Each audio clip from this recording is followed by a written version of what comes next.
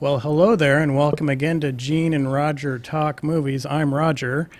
We're here with Gene, Yo, but more importantly, because of the nature of this particular film, we've asked our friend Bella to join us. Bella, thanks for coming in today. Thanks for having me. yes. Thanks Love for it. joining. Because today we are talking about Watcher. And I am going to give a spoiler warning because this movie is still really recent. It just really started streaming back in June. And so, giving you that spoiler warning because we're going to dissect this movie upside down and backwards. So, it's Yeah. Watcher. Watcher. Gene, initial thoughts on Watcher. Watcher. It's like it's like in a way we've all seen this movie before. It's definitely an idea that's been hashed out. But I really like how this director, let this movie go forward, and the idea and the concept behind this movie. I would give it a thumbs up for sure. It's started off in a film festival, and might be a topic for another day. But the whole idea of film festivals and how movies are distributed and stuff, maybe we'll get into that later. But this movie well received at Film Fest South by Southwest. It was in the Sundance. It came out at Sundance, okay. Sundance in January of this year. Yeah, it's well received there, and so, great reviews. So, and saw it on airplane. So, I really liked it. It delves into I think some really deep topics that related to our society and to our culture that transcend this movie, but that this movie is trying to exploit, I think, or to highlight. Mm-hmm. So. Again, if you want to take it to that level, this movie has a lot of very insightful or thought-provoking themes going on. And Bella, what was your initial thoughts on this film? I thought it was a great movie. Every woman's nightmare, for sure. Yes. Well, great, and that's why we have you here today, because we definitely wanted your perspective. Essentially, what this film is a young lady and her husband relocate to Bucharest. He is from there, and he's got a job there. They're from New York. They were in New York. And so she cannot speak the language. She's American. She's American, full through and through American. And that kind of sets the stage for kind of her isolated feeling throughout this film. They also, fairly early on, introduced the fact that there is a serial killer on the prowl Yes. there.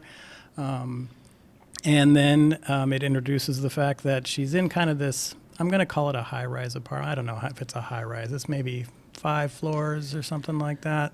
Yeah, I think in Europe it's a more common way of living than maybe is typical in the United States, is where it's an urban setting, but everyone lives in, I guess, what we'd call apartments or condos.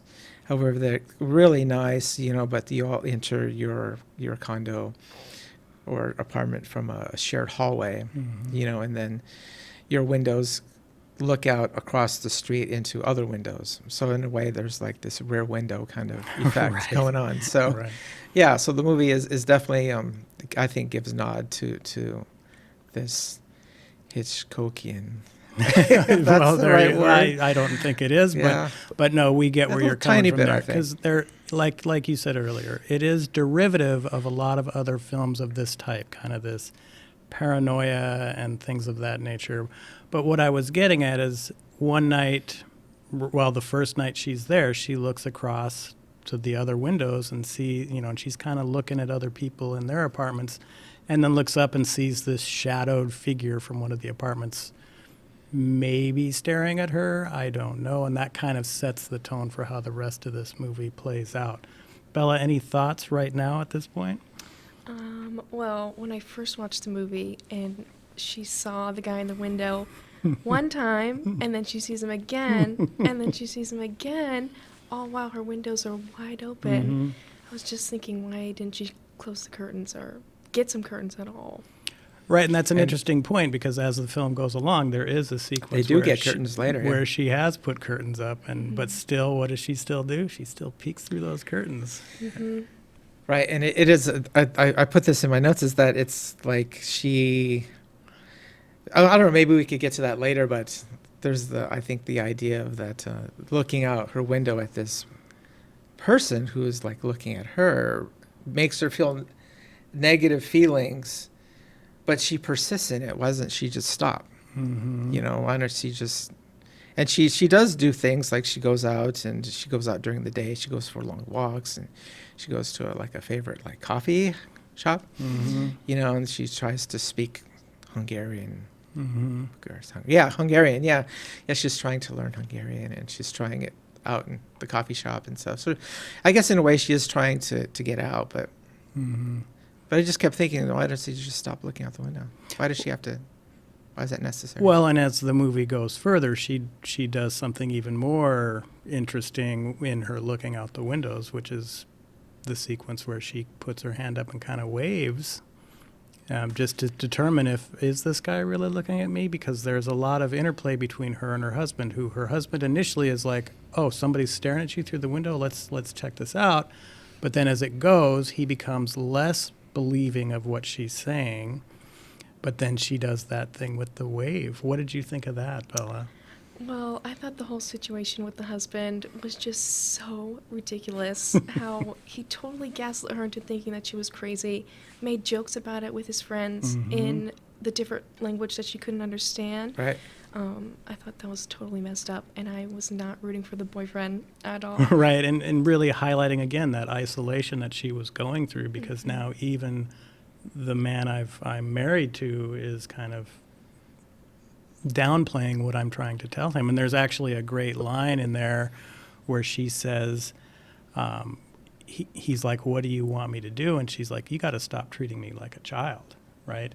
And Right. that line, you know, and I don't want to get too off on a tangent here, but that to me was almost like the Me Too movement, so to speak, especially like Harvey Weinstein, who horror fans, of course, know him. He was a producer of many horror films that many of us really enjoyed. But behind the scenes, he was just this essentially a rapist. You know, oh, you want to be in my movie and you're an actress? Yeah, you got to do this thing for me. Yeah. And yeah. it took decades and decades for anyone to really believe and come out against what was going on there. And so kind of that's what that reminded me of there, that sequence. Yeah, but I think a husband, right? His husband. Mm-hmm. But I think I'm going to come to his defense, because I think at first he tries to help her, because remember he goes, she's in the store, and well, she goes to a movie, and she's trying to do things to keep her busy, and so some guy sits right behind her in an Mhm. empty theater. So she bolts almost immediately, and she goes to a store, and then this guy seems to be following her in the store, you know, and then she escapes from that, and she tells Francis, Mm-hmm. the husband, and they go to the store and they look at tapes, and he kind of he's spearheading it, he's leading and he's helping her out and is looking at the video. So I think, you know, his initially his trying, I think he's trying to help her, trying to figure this out. He probably spearheaded the curtains. Oh, that's really kind of unsaid, but yeah, I think at the beginning he's trying. Well, and I agree. trying to I understand. agree to a point, because point. in that, when they are looking at the video, the husband is the one that says, "Well, he's probably looking at you because you're staring right at him." Right. Do you remember that part? Yep, I mean, Bella, what do you absolutely. think about that? I don't agree with Gene at all. Oh, yeah. Okay. And Well, see, that's why we have you. I think because I'm some old guy. You know, I've never been a woman, so yeah, it Yeah. helps. I think yeah. if someone was following me, I would definitely go to the police or something. Well, of course I'd tell my boyfriend, but I'd expect him to believe me and not, you know, just Right. kind of give up on it. Right. However, later, how would I'm trying to again? I'm going to take on the role of the Francis, but at one point, Julia, the woman, says that I quote unquote, and I wrote this down because I thought it was insightful. She says, "I can feel him." Mhm. So, as the guy, the husband, Francis, I think he's trying to help, but then my partner Julia comes up with the phrase, "I can feel him," and then she says like he is following me. You know, and it's just, and then he also says to her, "Why don't you jump to the craziest solution?" You know, I think so. He is kind of belittling her, but then she says that statement, and it would be hard to. How do you take the statement? I can feel him. It's like, as a guy, like I'm working, I go to my job, I'm working my tail off, and my wife says things, I can feel him. I don't know. Do you take that seriously, or? I would say because she sees him everywhere she goes, you know, going home, on the train, in the store, the movie theater. He's just kind of all over around her. Yeah. Okay. Well, Yeah. and the I can feel him, right?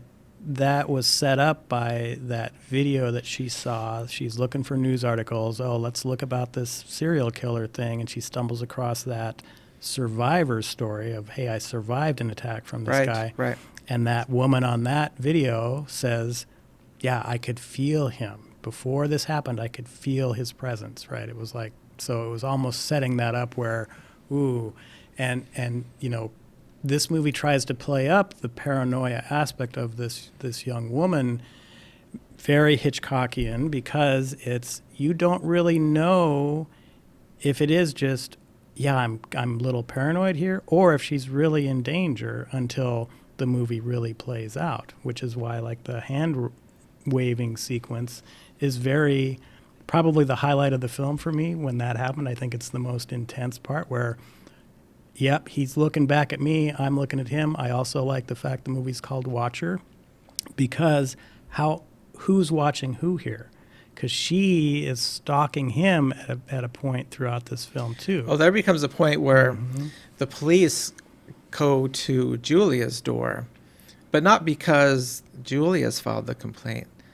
No, because that guy has filed the complaint, and the police show up at the door, and he is there, and you know, and he says, "Oh, he has filed the complaint," and then later on in the movie, Julia is following him as he goes through, you know, his daily routine, you know, and he finally ends up at this creepy place called the museum.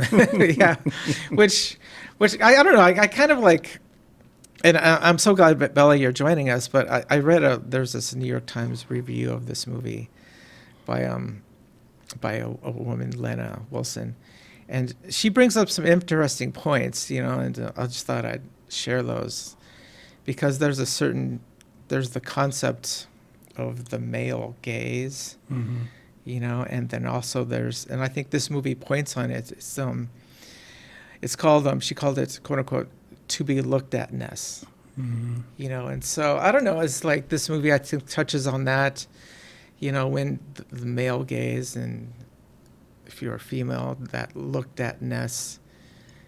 You know, when is that line crossed, or, you know, because I think in a way it's our society is incredibly unfair because, you know, women are treated differently, you know, and I think, you know, I talked about this with my wife, and she even says that lots of times her self-esteem is based on, you know, how she looks, you know, her perception of how she looks even to other women, you know, and I just was like, I don't know, I just think that's really sad, and I just think that in here she has, Julia has such huge anxiety about this whole looking, you know, the guy, it's a guy across the street, you know, that male gaze, you know, and then when he waves, it confirms that, yeah, this is like, it's really happening, you know, that looked at-ness it's not just some innocent thing, but it's become something else. But when she waved at him, he looked at her, but he didn't do anything, and then she looked away, and then he waved. Yes, Yeah. it was not immediate. It took a little bit, yeah. But do you think she saw that? Or saw the wave? Oh yeah, from him. Yeah. Oh yeah, Oh, yeah. she She saw saw it. Oh yeah, Yeah, definitely. she mentioned it later in the film that he had waved at her. Oh, that's right. Yeah. But I will touch a little bit more on the museum/strip club, because you're talking about the male gaze, and Julia befriends her next door neighbor, Arena, who happens to be a stripper at the strip club. Yeah, and they called have the museum. The museum, yeah. Yeah. And they have this dialogue exchange in there where the stripper, Elena, is that what you said? her name is? Irina. Irina. Yeah. Remember, it's me. I never remember anybody's name. But she is talking about, because Julia is asking her, hey, do you know this guy? Because she's tracked him all through the town, and now he happens to be working there at the strip club as apparently a janitor. Right. And she says, no, I don't know this person. I don't even know who the janitor is. All these men that come in here, they just fade into just nothingness for me. So she's like become accustomed to that male gaze. Right. But right. then there's an even more important line of dialogue there where they're talking about, yeah, you might get raped or something like that. You just have to live with the uncertainty. What did you think about that sequence, Bella? I definitely feel like the male gaze is no fun. Mm-hmm. It's very unsettling. I think in the museum, how she didn't really notice he was there. He was just kind of stalking his next victim. And just kind of go on the down low. And when she was talking about you just have to live with the uncertainty, does that mean anything? Or what are your thoughts on that line? It's definitely unsettling. I don't like that. Right, because Gene and I were talking last week about, how many times have Gene or I decided, oh, it's 11:30 at night, it's pitch black out, we need to walk down to the Walmart 7 blocks away to get a frozen dinner to eat or something like that, or go bike riding at the middle of the night or whatever, and we never think about living with the uncertainty, right? Yeah. And what is your perspective when I frame it that way? Definitely not a good idea to go anywhere at night. But one thing I did notice when the main character first moved there she goes everywhere by herself. Mm-hmm. And one of the scenes, she's wearing headphones while she's walking on the street by herself, which is a big no. Right. Yeah. Yeah, Interesting, okay. and she was definitely hopeful, right? Because she was trying to learn the language. Right. There's a scene where she's playing the Babel or whatever that is, and she's trying to learn the language. And yeah, you're right. There was this kind of, I'm going to make this work, and I'm going to acclimate myself. And then very quickly thereafter, it falls into this, wow, there's some creepy guy looking at me. Right. And it gets really fast. Her anxiety increases to the point where she really is not functioning well anymore at all. Mm-hmm. And Bella, what did you think when she did because she demands that her husband call the police early on in this film, and then the policeman shows up. What was your thoughts on that interaction with the policeman? I was very frustrated. Very frustrated. Nobody was believing her. Everyone was just kind of treating her like a child. It was very frustrating. And then later on, of course, the stripper next door neighbor, whose name I've already forgotten. Irina.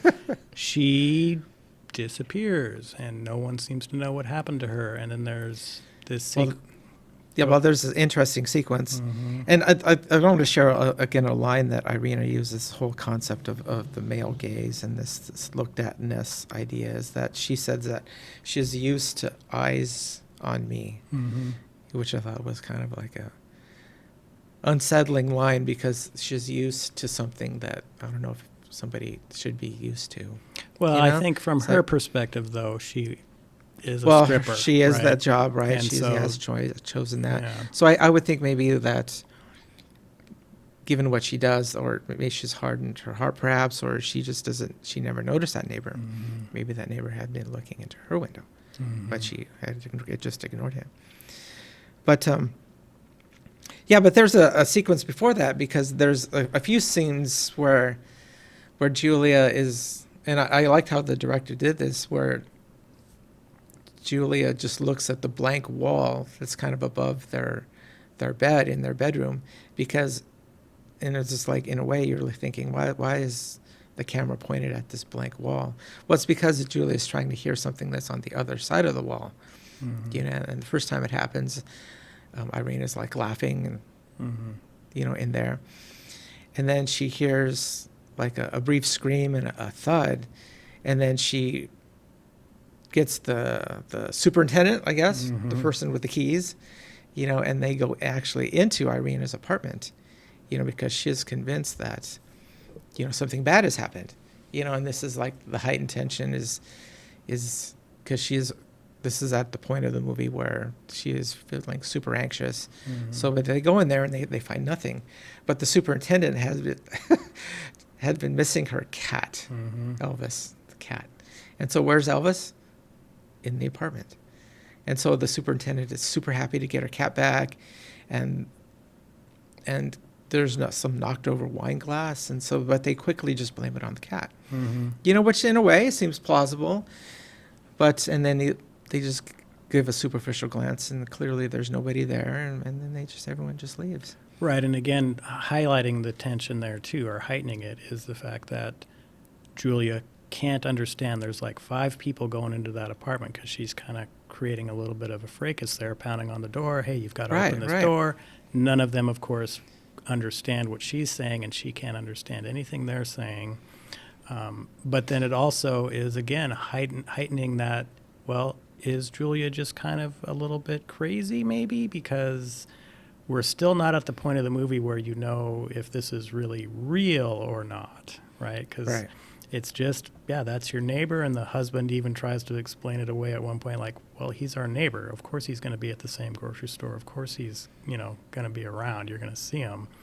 And so I like how the movie plays with that, where, okay, how is this going to play out? Is this like real, or is she just, because there's another sequence early on where, oh, hey, Julia, what did you do in New York? I was an actress. I'm not anymore. And so had something happened there where she just maybe had a breakdown or something? Nothing like that is explained. It's just things you can think about as she's going through this movie, is, right there. And so I liked that part where, yeah, still playing up the idea of, is this real or is this not real? Right. Yeah. But of course, as the movie goes along, we discover that, oh yeah, it's real. It's really it's totally real. It's totally real. Yeah. And again, we're talking about the movie in detail, but at that point right there, it's there was something going on in Irina's apartment, with this neighbor, and it's at that point that I'm just going to say it. That's at that point that Irina actually dies. She is killed at that moment. Although, like you said, there are no clues to it, and so Julia, she clearly heard something, created this big ruckus. And I would think it's like, if I'm hearing things and I kind of know that something's going on, but I don't have any evidence for it. I think that's kind of like horrific right there. It's like, something's going on, but you don't have any evidence to prove it. And people are thinking that I'm crazy. Right. Yeah. And then it's like, am I crazy? Am I the one? Yeah. Well, and then as the movie continues to play out, there is kind of this dialogue sequence where it's discovered that the on-the-prowl serial killer had been identified and captured. Right, they call him the Spider. The Spider. But I know, they captured the guy. Right. And so then it even is taking it even another level higher where, well, okay, maybe she was completely, like you say, paranoid, and this is not really happening.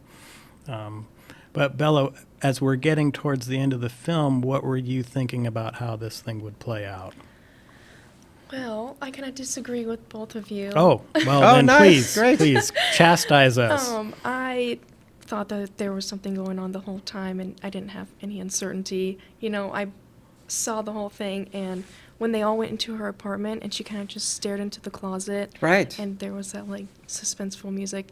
Definitely know something was going on. But why wouldn't she just walk over there and open that closet? Because other people were with her. Yeah. So I think, in a way, her not opening the closet is kind of, she doubts herself, Definitely. Yeah. She's like, oh, I could open the closet and just be paranoid in front of a bunch of people, or I can just let it go. Yeah, very good. Yeah, I think but she doesn't do it. But I was because I was looking more at the technique the director was taking here.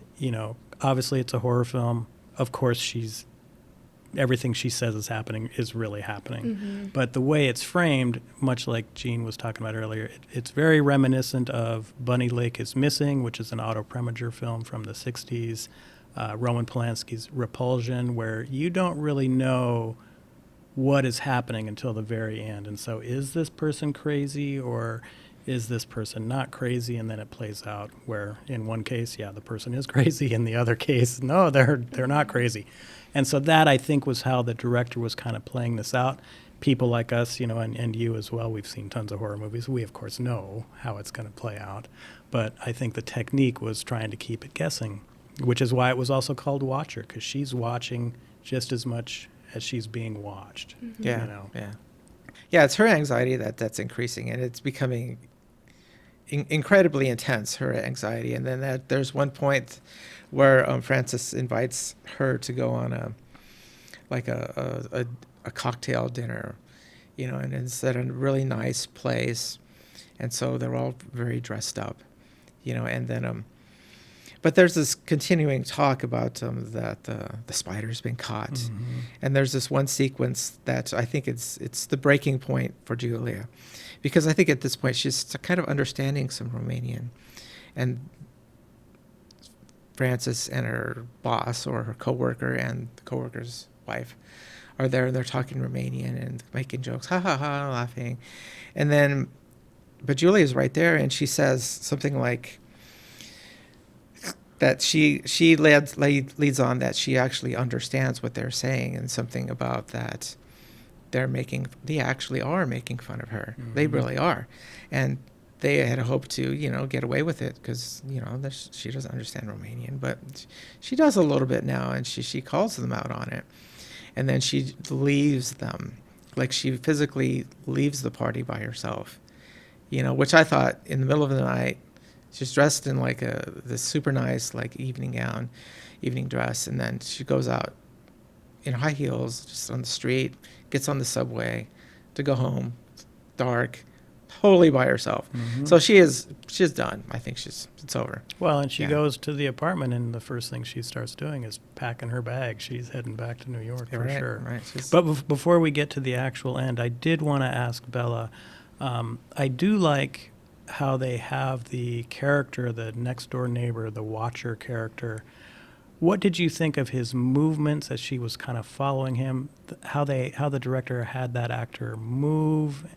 Did you notice anything interesting there? I did. I kind of felt like he knew she was watching him, because obviously he knows her whole schedule. Mhm. Like, he knows, she knows, and, I kind of felt like he was leading her places.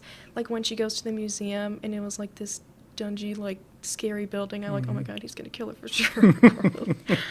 Right, and I liked, though, because just the movements himself, he seemed very stiff. He seemed to be hunched over a little bit as he walked. His steps seemed to be very slow. His arm movements were minimal, almost robotic.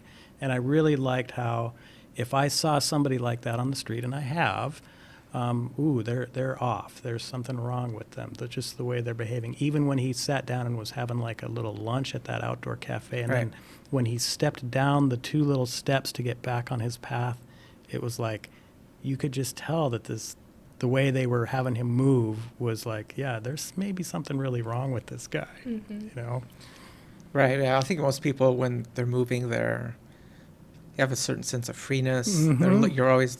People are generally looking around a lot. You see our movement. You see, yeah, but this guy had none of that. He was Right. like looking down and. Well, and even But Bella, you thought. Oh, I'm sorry to interject, but you thought he knew. But I didn't know if he knew. What, if I could ask, what gave you, or what led you to believe that he knew she was there? I don't know. It was just kind of the vibe that I got. He wasn't really looking around like Roger said. He was being really stiff and like robotic almost. I feel like if it was just a normal person going out their day, they would be like looking around, So he's not looking around because if he looks around, he would see her, Mm-hmm. and then he doesn't want to.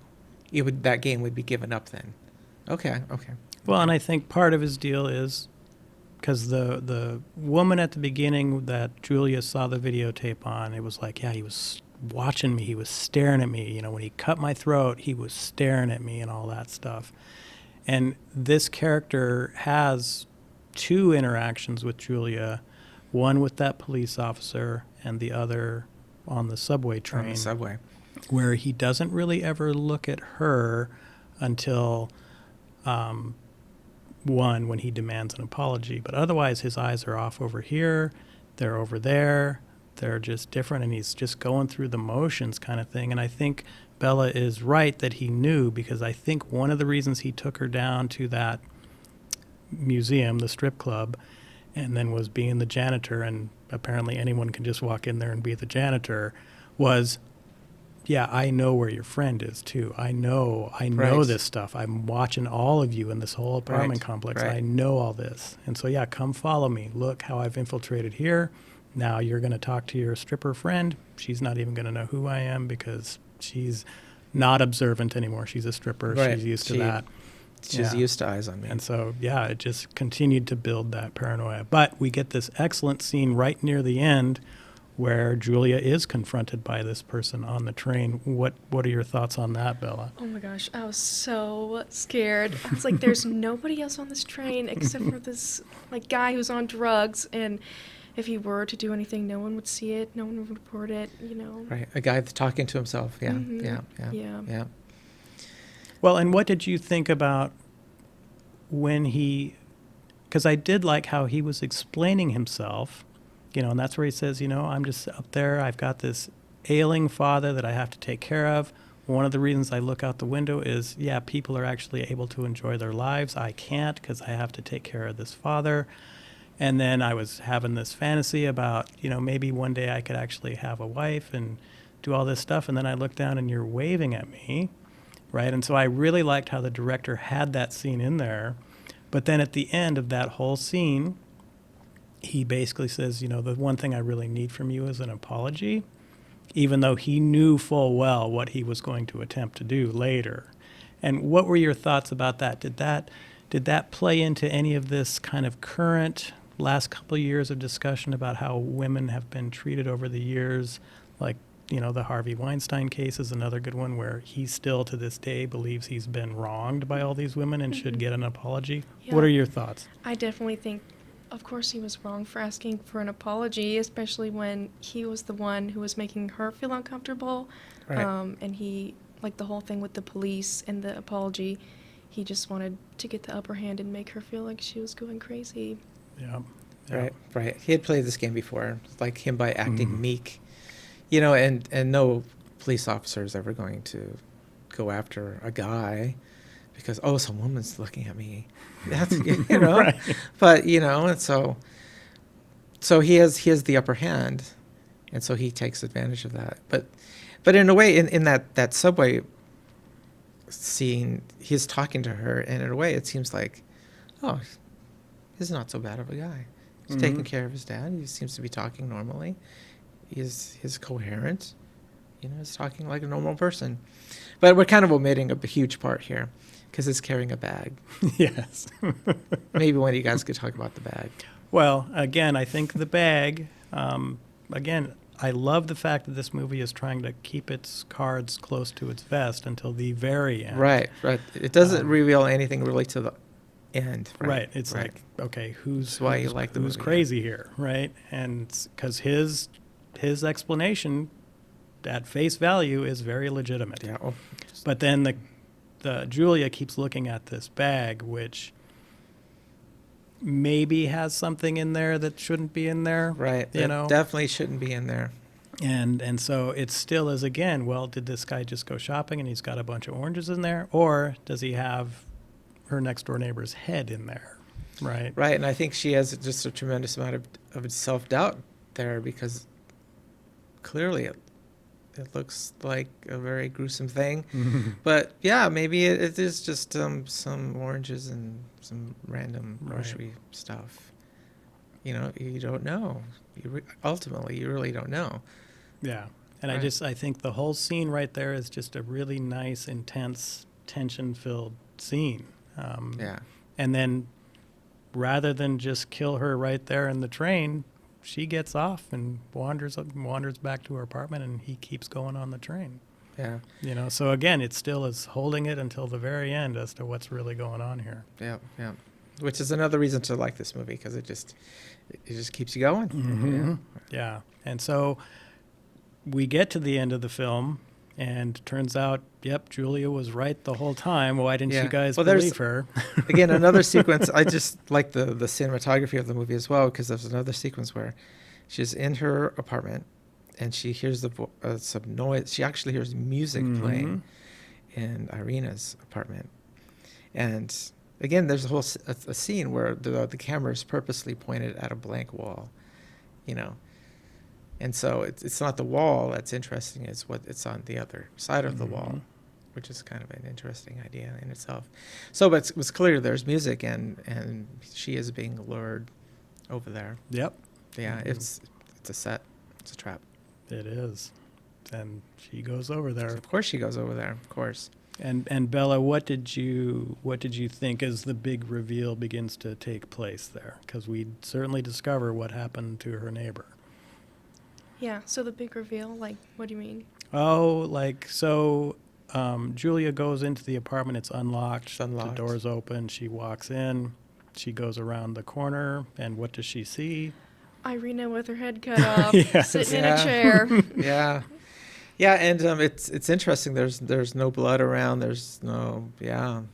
So there's been some very deliberateness of setting the scene there, so for her body to be found. Mm-hmm. Yeah. Found by Julia. Found for by sure. Julia. Yeah. Right. And it turns out that in the bag in the subway, yeah, it probably was Irina's head. Right. Yeah, that she was right all along. You know, Right, she was and correct. and it was just, he wanted her to apologize to him, which she did. Which that she did train, immediately, And right. now it's time for you to die. Then now, Right, and then he hits her on the head immediately after she sees, Irina, and then she wakes up at some unknown time later, in the apartment, of course. Yeah, and then I'll let you guys continue. And Bella, what did you? Because this movie basically goes from nothing really too graphic to suddenly, here's a headless corpse, and then the scene that plays out after that. What were your thoughts as this scene was going on? Well, it was a little bit. Well, of course it was suspenseful, but it was also a relief because when she hears her boyfriend in the apartment next door, she tries to scream, and of course, he cuts her so he can't scream, and then later on you think that she dies, but then she doesn't, and then she just kind of comes out, and it's like, I knew this all along. Right. Yeah. And Right. so, it does. He does cut her in the throat, and a copious amount of blood is lost. Right. And they had set up earlier in the film that the stripper neighbor had a gun in this drawer. And I really like how Right, that... on her not on her nightstand. I was going to say nightstand. Not her nightstand, but her coffee table. Her coffee Right. table had drawers, and there was a gun in one. And I really like it when movies set up a thing and then they have some sort of payoff Right, with with that that thing. set piece, right. Because there's this just grueling sequence where Julia is bathed in blood, is losing blood dramatically. She's heading towards that coffee table where she knows the gun is, and she can't make it. She just collapses and I think- appears to die. I think there's something else, though. I think she starts to maybe believe in herself. She knows that she's been vindicated. This is right. But she outsmarts him. I think she fakes it. She fakes her own death. Well, she fakes did. it. Because I think, and she deliberately, as she's crawling, she puts her arms out in front of her. But I think what the killer thinks is that she's putting her arms out in a symbolic gesture to reach towards her apartment, and her husband's, who's just on the other side of the wall. But no, I think she kind of set that up. I think she sets him up, and she fakes it out because she knows that she has to have an opportunity to get that gun. And if she just tried to run for it and grab it, he would probably just take it away from her, and use it against her, or just finish the job.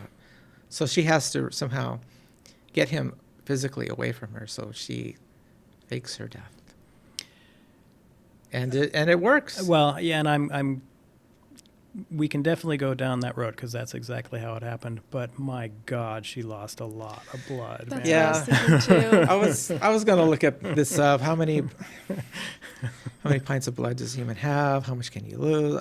I don't know. Yeah, and Yeah. for one brief minute there, I thought this movie was gonna just take it to an 11 because I was pretty certain she was Yeah, dead. when I first saw this movie, I thought that she was dead. And then Right. I it was thought over. the ending sequence was he comes out of the apartment there, and then the husband comes out because he's tried to call her, and he hears her phone going off in the other room. Right, right. And he just looks at her, or looks at the Looks at the killer, guy.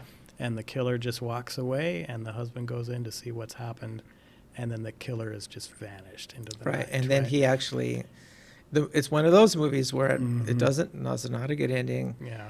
You know, And- the protagonist. Well, that could have been dies. an amazing ending, but not for this particular movie Right, exactly. right. But that's not what happened. And Bella, what does end up transpiring there right at the end? She shoots him, and then she walks out like she's completely fine. And she gives her boyfriend this killer The look. look. Yeah, Mhm. yeah, it's Yeah. like I was right all along. Yeah, it's Mhm. like I told you so. Yeah, Mhm. yeah. She gets the gun and she shoots him in the back. You know, as he's about to leave. Mhm. You know, he turns around and she blasts him again. Yeah. Well, and Finishes the job. I also Yeah. liked though how there was the confrontation with the husband there, where he's like, "Hey," and then the shots start ringing out, and then there was blood that got sprayed on the husband's face. Did you notice that part? I did not. So, right before Julia comes out and the husband realizes she's the one that shot this guy, the close up of the husband's face, there's blood on there. And I was looking at that as kind of symbolic of, you know, nobody believes the woman until there's blood all over the place, right? And sometimes it's too late then to believe them because they've perished, right? Right. And so I really liked how the director did that because it was like 3 or 4 drops on his face where you've got to Right. feel the blood before you're going to believe the woman. Right. So, And I think she is, after all of this, she's going to New York. Yeah. Budapest is done. And I don't know. I kind of thought about this: is does their marriage survive after all this? Part of me is like, I don't think it survives. yeah, and I don't that's think it makes yeah, it. that's no. The movie Yeah. literally ends with her giving the death stare to her husband, and then it just Right. goes right to the credits. So, Right. yeah. Should she stay with that guy? Probably should find somebody else. Definitely. Yeah. Yeah. So, yeah, I really like this movie. You know, it's for somebody who's used to like our modern action movies, I may not like it so much because I think it's deliberately slow paced for a reason, but it's good. It has a very good purpose. It keeps moving, you know, Mhm. towards its resolution. Yeah, there's it's no good. wasted scenes in this No, movie. it's Every just scene like 90 minutes interconnects. long. Mhm. Even a little bit less than that. Yeah. And so, Bella, any final thoughts on Watcher? Well, I thought it was a great movie. I usually don't like slower paced movies like that. I really like a fast paced movie, but I thought it was great. Good, good. Well, Yeah. Bella, we are so happy that you joined us Yeah. today. Yeah. Me Thanks too. for coming. I'm not certain if Bella's going to join us next week because we're doing the 1974 Texas Chainsaw Massacre. Yeah, we are a horror movie podcast. So somewhere along the line, there has to be the Texas Chainsaw Right, Massacre. and It has so to happen. as we start heading into the Halloween season, we're going to be hitting more of these Oh yeah, hardcore Those horror classics, films. yeah. So, Bella, thanks again so much for joining us. We really wanted your opinion, and I'm so glad you were able to come in and share it.